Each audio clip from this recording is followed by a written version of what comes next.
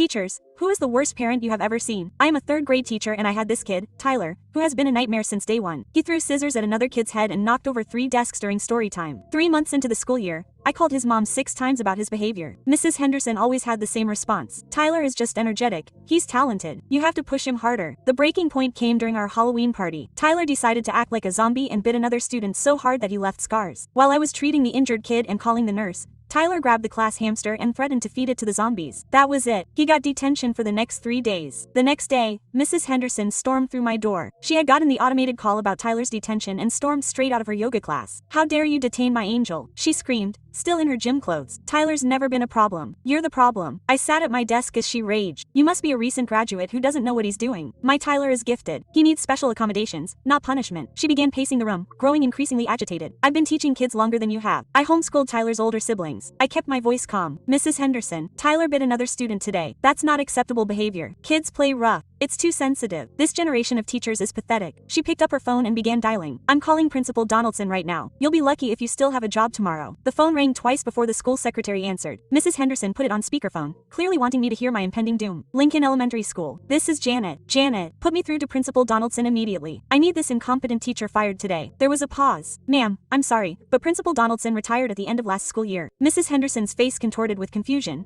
then anger. "What? Then put me through to whoever is running this disaster of a school. That would be our new principal. Do you want me to transfer?" "Yes, and have them go down to room 12 immediately. This teacher is not qualified." Janet's voice answered cheerfully. "Oh, they're in room 12. In fact, the principal should be there already. He's been doing classroom observations all week." Mrs. Henderson looked around in confusion. "My empty classroom. There's no one here except this useless teacher." "Sure, Principal Johnson said he'd be in room 12 during lunch covering for Mr. Peterson's class." I watched Mrs. Henderson's face as everything clicked into place. She looked at me with growing horror. "Wait. What's the principal's name?" "Principal Johnson is the tall, dark-haired guy, about 35 years old, very friendly. He used to teach 3rd grade." I stood up slowly, walked over to my board, and wrote in big letters, "Principal Johnson, room 12. I turned around with a big smile. "Hello, Mrs. Henderson. I'm actually the new principal. I covered this class today during my building observations. I wanted to see Tyler's behavior firsthand before I made any decisions about his placement. Let me get this straight." I continued. "You want me fired for punishing your son after he bit another student?" He stammered something about not knowing, about making a mistake. "Oh, but you were so sure of my qualifications 2 minutes ago. You called me incompetent, pathetic. You said I should be fired." I sat back down at my desk. "For the record, I have 8 years of teaching experience and a master's degree in education." Mrs. Henderson grabbed her purse and started toward the door. "I need to go pick up Tyler. Tyler is actually in the office right now. We have a meeting with the school psychologist about his behavioral intervention plan. Can you come with us?" She shook her head quickly. No,